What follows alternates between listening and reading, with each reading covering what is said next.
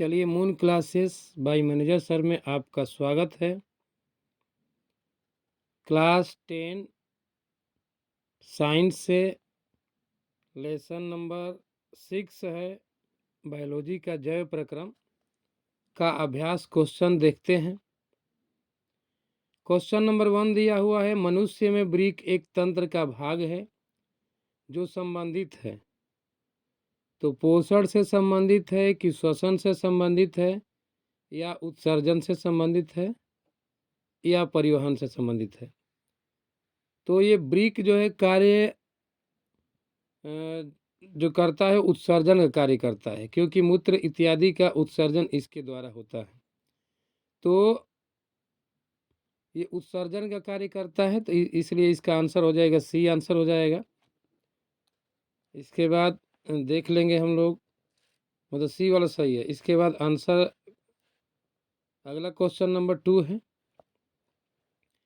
पादप में जाइलम उत्तरदायी है। पौधों के अंतर्गत जाइलम जो है उत्तरदायी है, किसके लिए उत्तरदायी है? ऑप्शन देख लेते हैं।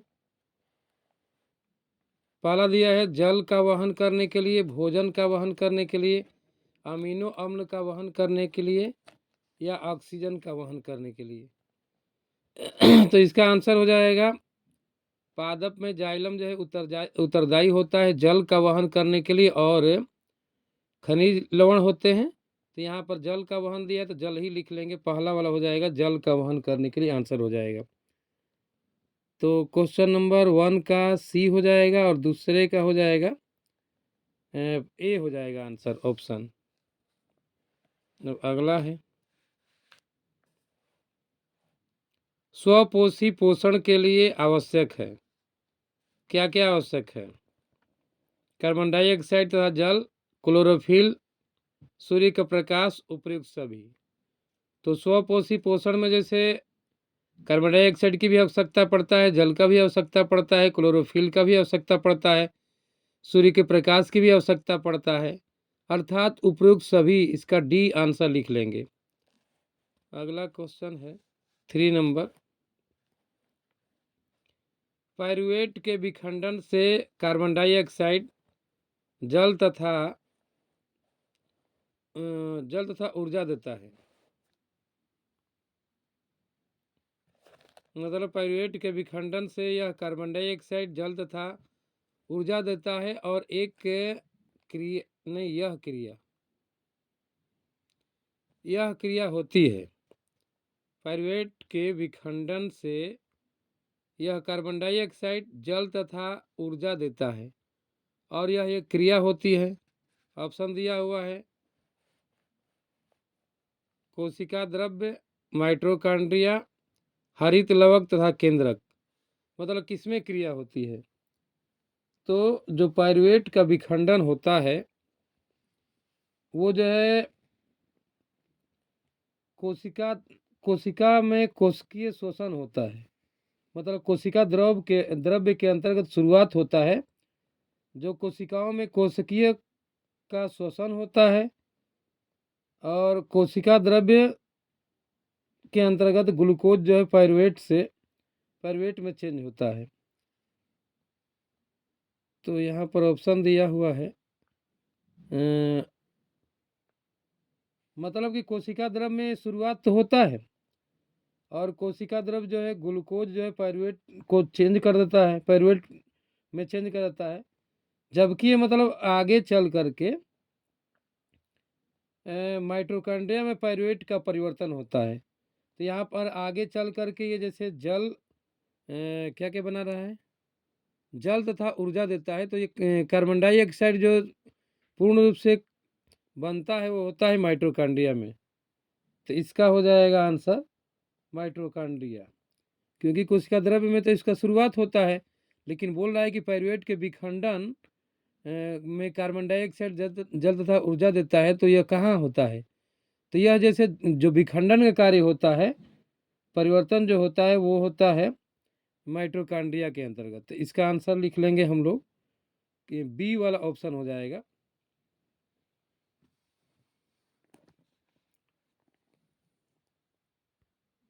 क्वेश्चन नंबर 5 है, हमारे शरीर में वसा का पाचन कैसे होता है, यह प्रक्रम कहाँ होता है?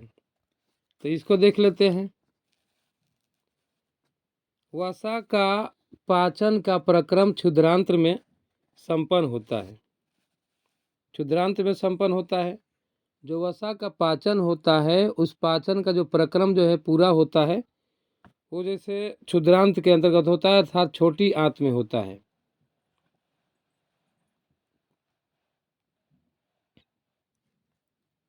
अब जो है आगे समझ लेते हैं कैसे होता है। आमाशय से प्राप्त वसा की बड़ी गोलिकाओं, आमाशय से जो मतलब प्राप्त होता है वसा की बड़ी गोलिकाएं, बड़ी गोलिकाओं में जैसे देख लेते हैं कि बड़ी गोलिका वसा की बड़ी गोलिका है यहाँ पर। और बड़ी गोलिका में क्या आता है? पित्त रस जो पित्ताशय से प्राप्त होता है। मतलब एक बड़ी गोलिकाएं मतलब आमाशय से प्राप्त वसा की बड़ी गोलिकाएं होती हैं। और वसा की बड़ी गोलिकाओं में पित्त रस जो है क्रिया करता है, जो कि पित्ताशय से प्राप्त होता है। इसके बाद में ये छोटी छोटी गोलिकाओं में पित्ताशय से क्रिया करके जो बड़ी गोलिकाएं हैं, ये बड़ी गोलिकाएं जो है, बड़ी गोलिकाएं छोटी छोटी गोलिकाओं में पित्त रस से क्रिया करके जो पित्ताशय से प्राप्त होता है, क्रिया करके छोटी गोलिकाओं में बना लेता है।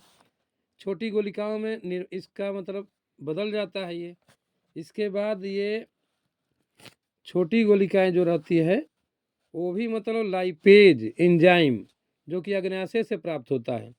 मतलब अग्नाशय से जो लाइपेज एंजाइम होती है, उस लाइपेज एंजाइम से क्रिया करती है, जिससे वो मतलब वसा अम्ल में परिवर्तित हो जाता है। वसा अम्ल और ग्लिसरॉल में ये बदल जाता है। इसके बाद ये वसा जो अम्ल होता है, उसमें पचित जो वसा होता है वो क्षुद्रांत की दीवारों से अवशोषित हो जाता है। तो मतलब कुल मिलाकर के क्षुद्रांत में ही यह अवशोषित हो जाता है या इसका पाचन होता है। अब अगला क्वेश्चन देख लेते हैं। भोजन के पाचन में लार की क्या भूमिका होती है? तो जानते ही हैं कि भोजन जो है पचाने के लिए लार की अहम भूमिका होती है। लार के द्वारा ही मतलब वो उसमें लार से ही मतलब मिल करके क्या बनता है, लार से वो मिल जाता है, भोजन जो लुगदी टाइप का हो जाता है, भोजन आगे फिसलता रहता है। इसको देख लेते हैं। और ये तो मुंह में लार ग्रंथियां होती है, जिस और लार ग्रंथियां से निकलने वाला जो रस होता है, लाला रस उसको कहते हैं। और लार को लाला रस या लार कहते हैं। लार में एमिलस एंजाइम होता है।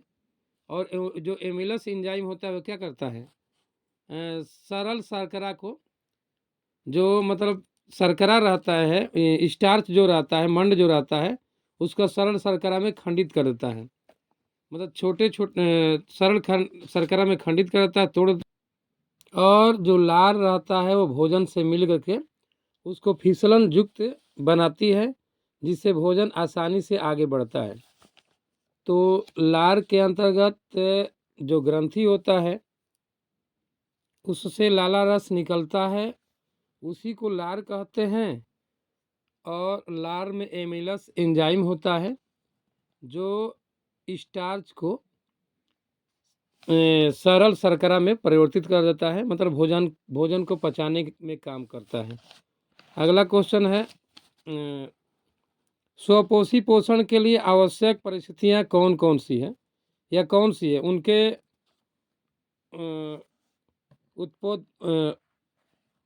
उपोत्पाद क्या है? आंसर लिख लेंगे इसका।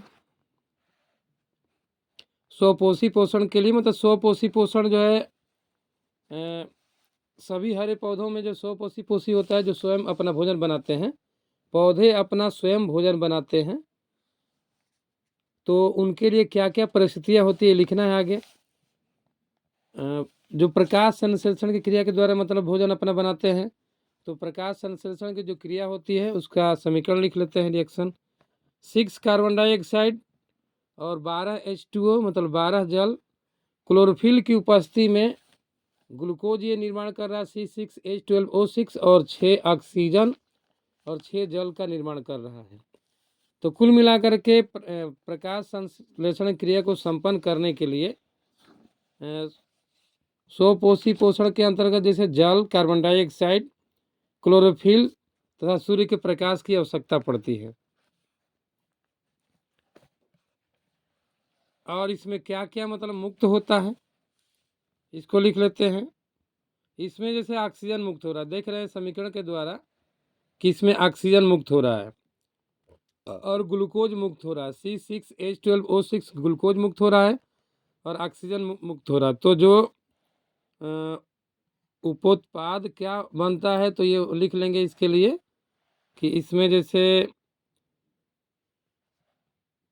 ग्लूकोज का निर्माण होता है तथा ऑक्सीजन मुक्त होती है।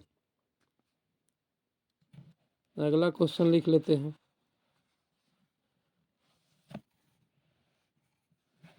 अगला क्वेश्चन क्या है, अवायवीय तथा वायवीय श्वसन में क्या अंतर है। कुछ जीवों के नाम लिखिए जिनसे अवायवीय श्वसन होता है, तो इनका आंसर लिख लेते हैं। अवायवीय श्वसन तथा वायवीय श्वसन तथा अवायवीय श्वसन। पहला में लिख लेंगे ऑक्सीजन की उपस्थिति में संपन्न होता है। जो वायु श्वसन होता है वो ऑक्सीजन की उपस्थिति में संपन्न होता है, जबकि अवायवीय श्वसन ऑक्सीजन की अनुपस्थिति में, नाम से ही पता चल रहा है कि अवायवीय श्वसन मतलब बिना ऑक्सीजन की अनुपस्थिति में संपन्न होता है। और ये जो है वायवीय श्वसन जो होता है वो ऑक्सीजन की उपस्थिति में संपन्न होता है। दूसरा लिख लेंगे, इसमें ग्लूकोज का पूर्ण ऑक्सीकरण होता है। तो वायु श्वसन के अंतर्गत ग्लूकोज का पूर्ण जो है ऑक्सीकरण होता है, इसमें ग्लूकोज का अपूर्ण ऑक्सीकरण होता है। अवायु श्वसन के अंतर्गत ग्लूकोज का अपूर्ण जो है ऑक्सीकरण होता है। थर्ड नंबर लिख लेंगे, सभी पौधे एवं जंतु वायु श्वसन करते हैं। इसमें जो है हो जाएगा जीवाणु, ईस्ट एवं नील हरित शैवाल अवायु श्वसन करते हैं। तो इस तरह से ये हमारा क्वेश्चन नंबर 8 तक संपन्न हुआ। अगला क्वेश्चन हम लोग आगे क्वेश्चन जो बचेगा उसको सेकेंड पार्ट में देखेंगे।